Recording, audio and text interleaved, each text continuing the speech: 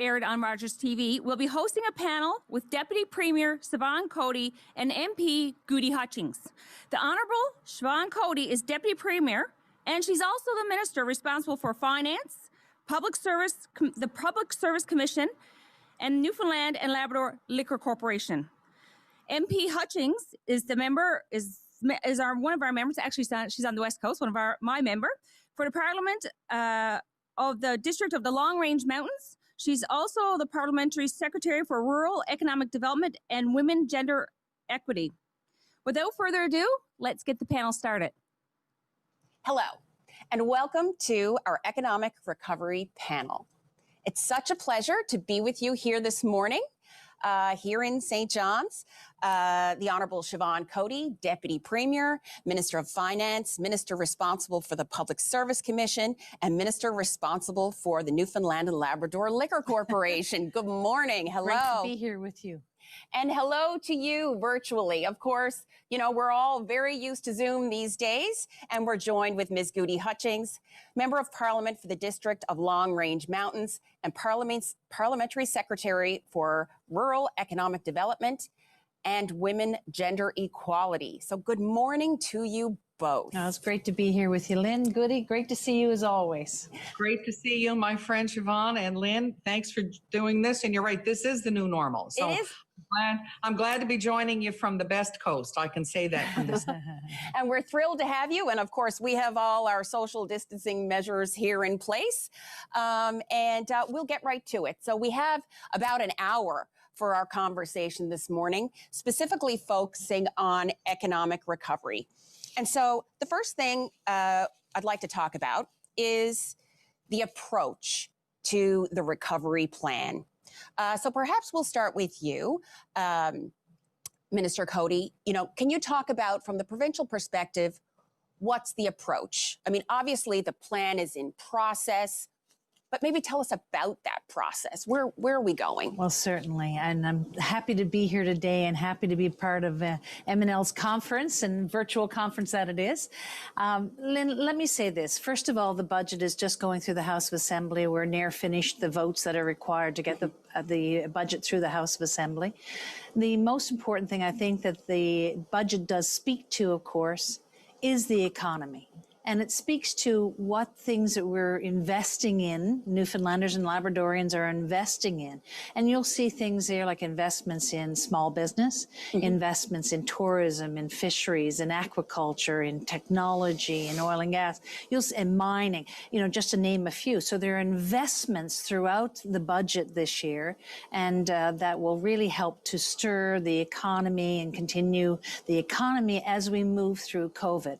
Most important thing, of course, is that we keep each other safe. And I'm very proud of Newfoundlanders and Labradorians who've worked so hard to keep each other safe. I mean, it really speaks to our community and our listening abilities to making sure that, as you said, we have the COVID protocols in place. The second big thing I'll say is we have now struck an economic recovery team, a commission. We have Dame Moya Green, who's bringing together a lot of very qualified, very stellar Newfoundlanders and Labradorians. An incredible list, list. Yes. You know, across all sectors of our communities. Absolutely. And are coming together to look at, look at our economy, look at how it can be improved, look at our financial situation, how can it be improved? And they're going to come together and bring forward a number of opportunities. And I think it's a very, very important task that they've taken on, and I appreciate that. And then thirdly, and I'll say this to all the leaders that are listening today, we certainly want their involvement, their best and brightest ideas to come forward on how we can continue to grow our economy and how we can address the structural, financial situation in our province. So I'll leave it at those three big things. Lots of investments in the budget, in our economy, in improvements in our economy. The task force or the team that has been put together with Dame Moya Green, and the third, welcoming people's opportunities for bold ideas and how we can improve things in Newfoundland and Labrador. And so for you, Ms. Hutchings, how is the federal government, of course, they have to deal with the recovery plan for the country as a whole. But as a representative of Newfoundland and Labrador, how is the federal government working with the province to assist with that path forward?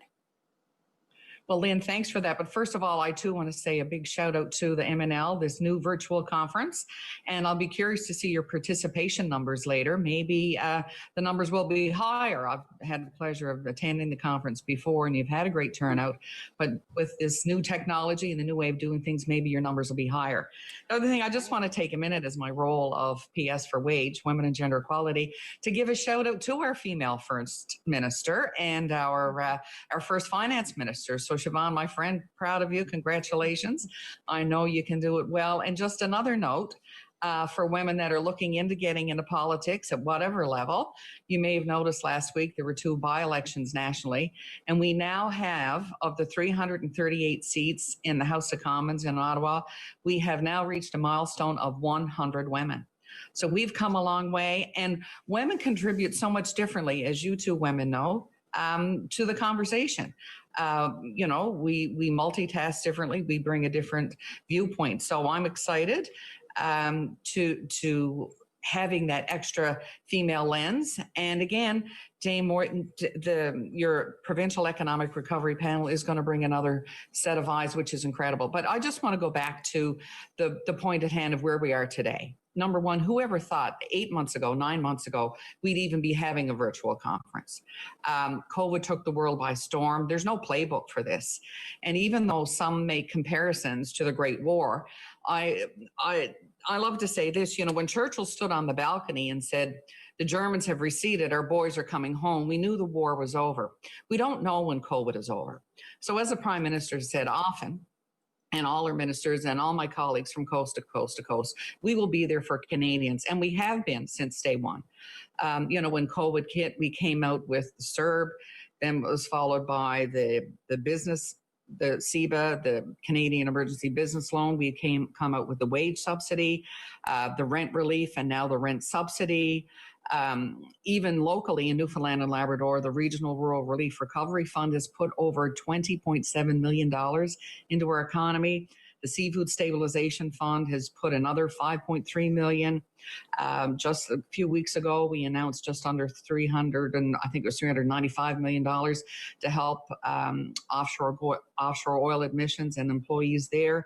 And of the programs, there's been over $1.5 million to help.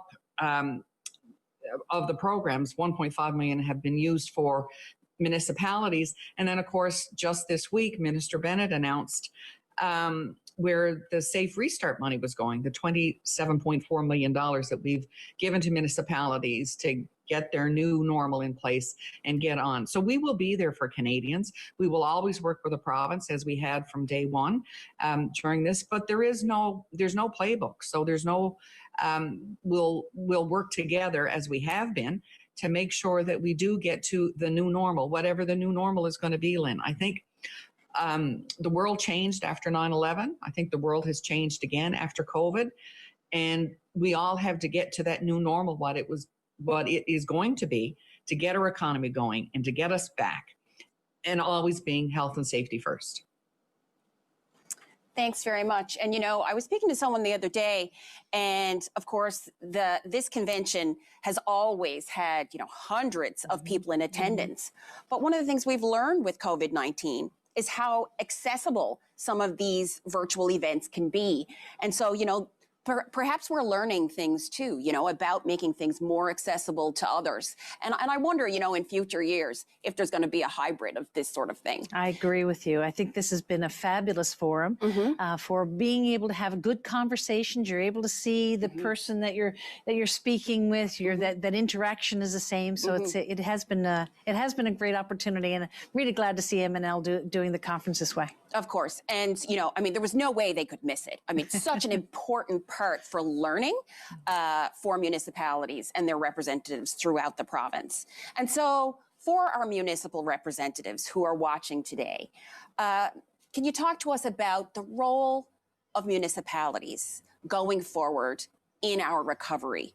economic recovery, COVID recovery. You know, what's the role of municipalities, you know, in terms of this federal, provincial, you know, municipal collaboration?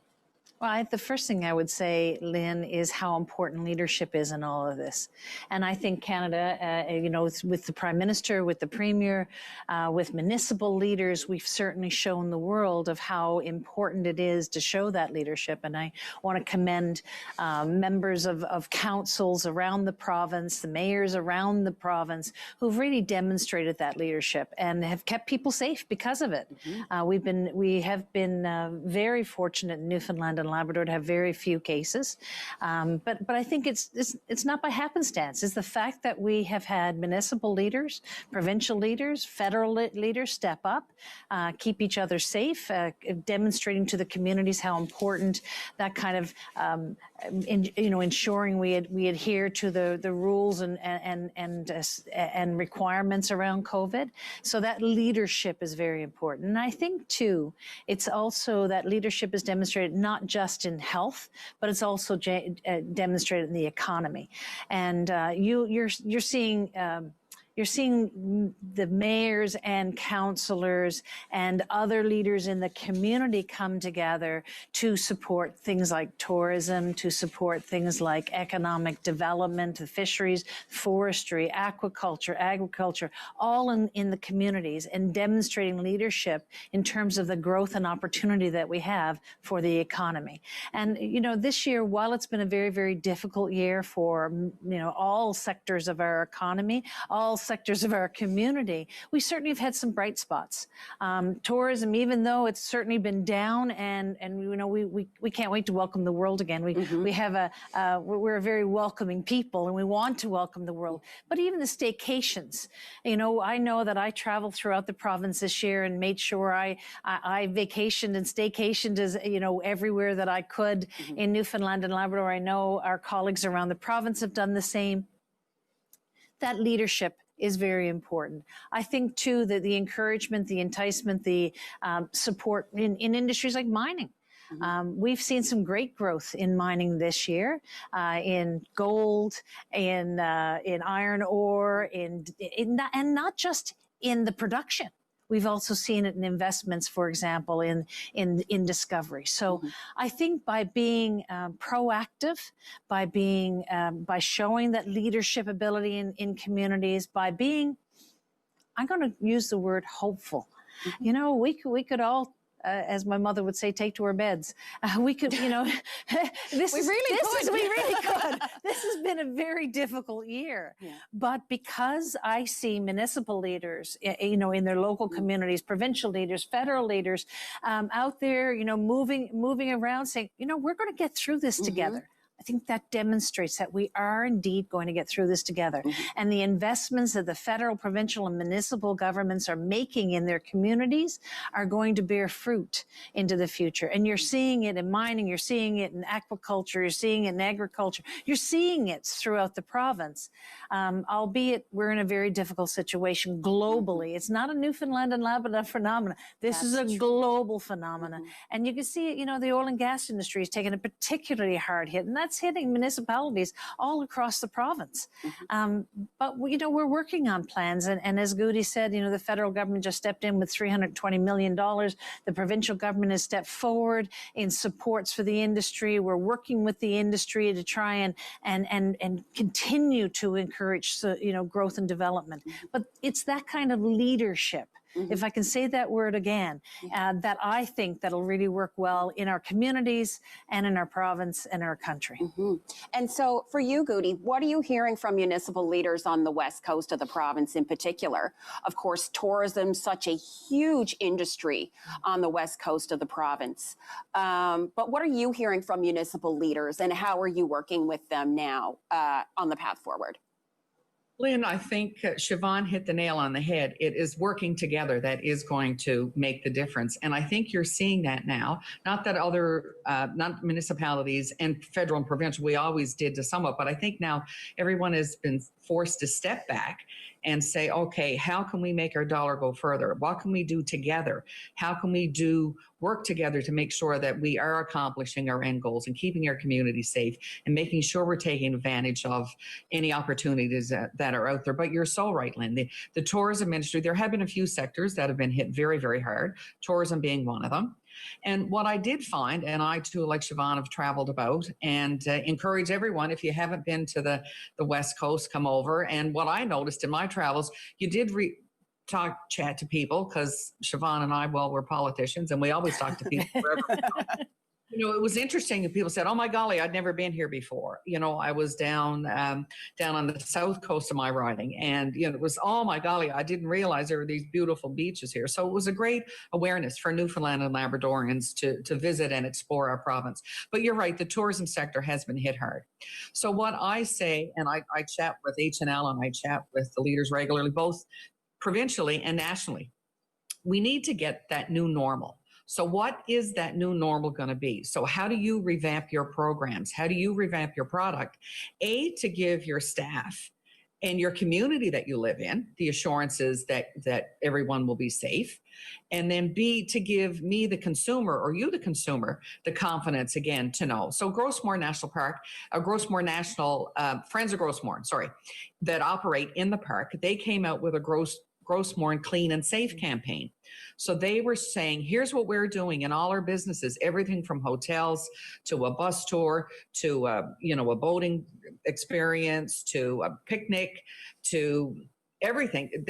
Here's our plan to show that this whole area is safe and clean for you to come in. And here are our new protocols.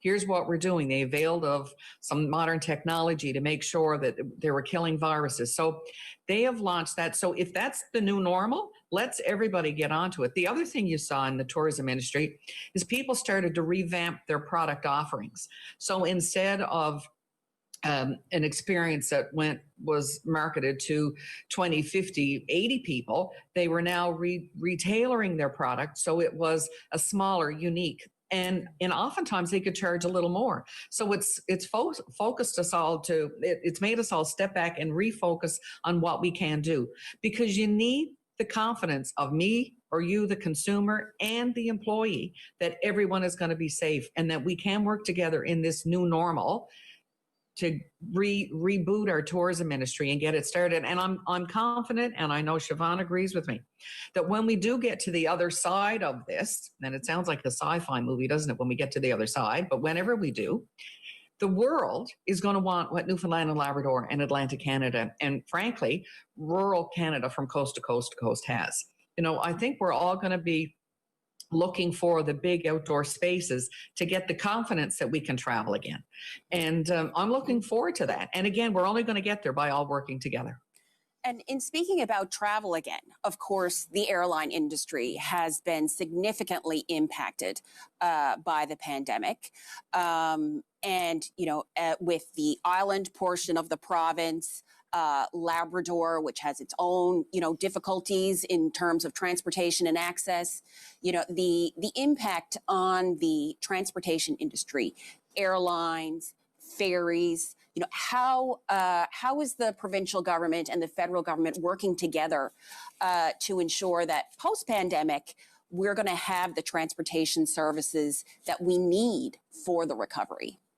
It's a very good question, and we all know that use of airlines and travel has been decimated by the pandemic, and it has to be, really, because that movement of people has been challenged by COVID itself. So we all reflect on that, and we all understand it, and we all know that we're all going to have to help with this situation. We all want to have airports in our communities. We all want to have the best roads, and there is a lot of emphasis, I think, in the budget. I think there's some $609 million for infrastructure, and a lot of that, $169 million, I think, for roads. So there's a tremendous investment in that. But what you're actually talking about is how are we going to support the airline industry, the airports coming through this pandemic?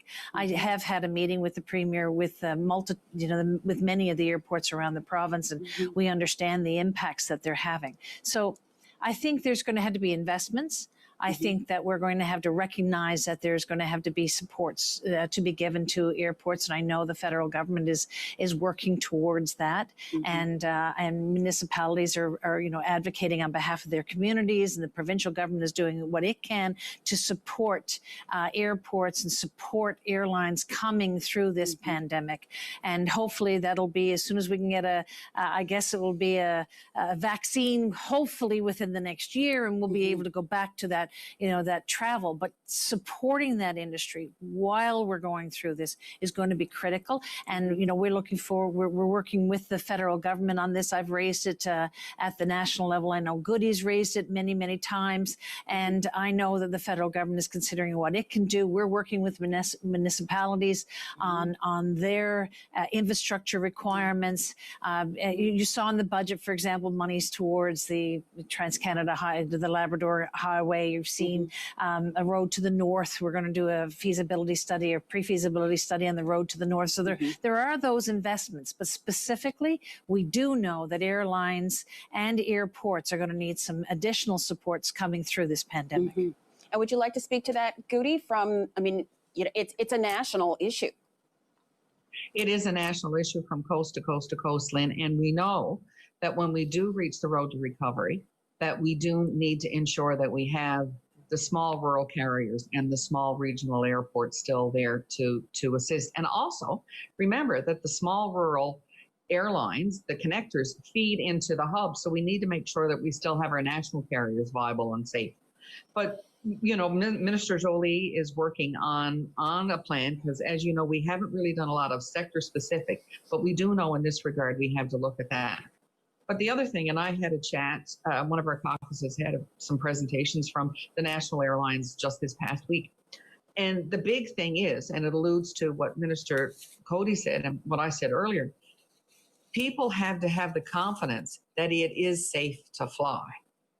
And that's the other thing, airlines and ferries and trains and buses, whatever, they need bums in seats. That's how they get their money. That's how they get going. So we need to make sure that the confidence is there for the consumer that it's okay. It's okay to fly. So I've been in St. John's Airport, Deer Lake, Halifax, Montreal, Ottawa, and Toronto airports. Pardon me, I've been on Marine Atlantic, and each and every time I feel very safe and secure. The masks are mandatory. I wear a shield as well as a mask when I travel outside of Atlantic Canada. And with the quarantine regulations, I feel very safe. Airports have never been cleaner. The airlines, all the aircraft are clean. There are systems in place when you land. So people need to know that it is safe. And it's interesting because I said this to the air carriers that I met with last week, that they need to start talking about what they are doing about the new filterization systems that, it's virtually impossible for you to get the virus on the plane. And when it's reported that a case was travel related, they need to fix the verbiage on that because the individual didn't get it on the aircraft. They got on the aircraft or the ferry or the train with it.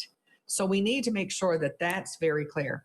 And, we have the app that you put on your phone and, you'll get an alert if you've been it's in Newfoundland and Labrador, it's in Ontario. We need to get other provinces into that, which will give you an alert that says you've been exposed to someone in your vicinity had it. You may have seen that the Deputy Prime Minister, Minister Freeland, she's in self-isolation now because the app went off on her phone and said that somebody in her, whatever the meter distance is, had been exposed to COVID, was a COVID carrier. So she is taking the precautions and self-isolating now. So whatever the measure is, we need to get people safe and secure to fly and travel again. We need the new normal across the country. So it's the same experience that Siobhan gets when she gets on a plane in St. John's, or if I get on in Halifax or wherever. We need to know that new normal is there. And frankly, there's nothing wrong with us washing our hands more. There's nothing wrong with wearing a face mask. We've all traveled. Siobhan, you travel just as much as I do. How many times have you been on a plane and somebody across from you, a year ago was coughing and sneezing and you'd say, oh my God, they've got a terrible cold, and you'd lean over away from them as far. Maybe the new normal is you have to wear a mask now all the time, or you have to wear a mask if you do have a runny nose or you're feeling feeling unwell. So we need to get to that new normal, to get the confidence of people to fly, to get bums in seats, to get the aircraft companies more viable, which will help the airports. We need to get the confidence of people that it is okay to fly and it's safe. But I think too, as provincial governments have responsibility for public health in their own province.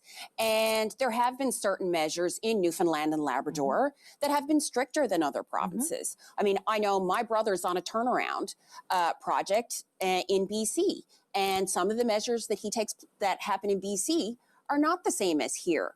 But we also know that because of the measures in Newfoundland and Labrador, our cases are so low and our kids are able to go to school and we're able to interact more frequently. And so, one of the issues too, perhaps, is the communications challenges for governments when they're, competing with the social media and the different communications issues coming out from across the country. So, but before we go to a break, so perhaps I'd just like to leave you with that opportunity to address that, Minister, because I think that, from what I'm hearing, yes, we need to find that new normal, but at the same time, in Newfoundland and Labrador, we're at a different place than some of the other provinces. Well, thank you. Thankfully, Lynn, we are at a better place. And I think it's because of the protocols that have been put in place. And I want to again congratulate, the health authorities on what they've been able to do. They've been stellar in keeping COVID, I think, as controlled as possible. And I want to thank municipal leaders for their leadership and the federal government for its leadership on making sure that we're safe. But you are correct in that the protocols are exceptionally important. Following the protocols are exceptionally important, and communicating all of it is paramount. Thank you to you, Gudie Hutchings, Siobhan, Coady, and to all of you who are joining the Municipality Newfoundland and Labrador's conference online. That's all for us for today. Thank you, Lynn. Thank you. Thanks, Lynn.